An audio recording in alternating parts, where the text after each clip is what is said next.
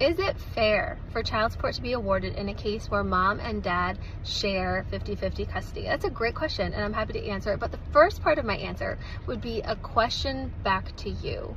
The question is it fair to whom exactly? Because in a case that's involving custody, so we're talking about child custody, visitation, and child support, we're not talking about what's fair for mom or what's fair for dad. We're talking about what's in the best interest of the children. And I think when you look at the question through that lens, it becomes a lot more clear.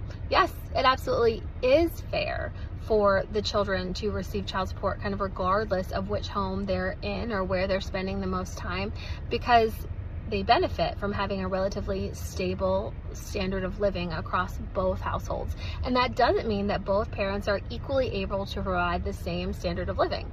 But also concentrating a higher standard of living in only one home when at the exclusion of the other, like, clearly doesn't benefit the children, right? That only benefits the one parent.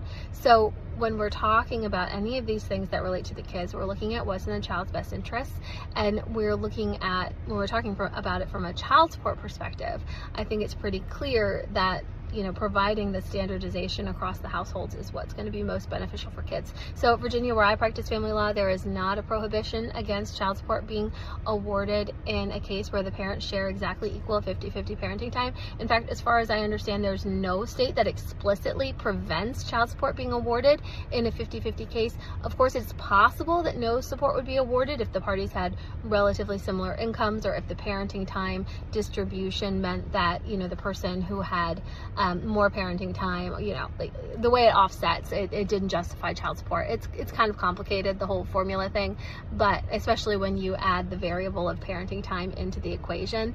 But it's possible that child support wouldn't be awarded, but it's not awarded just because the parties have 50-50 parenting time. I hope that helps.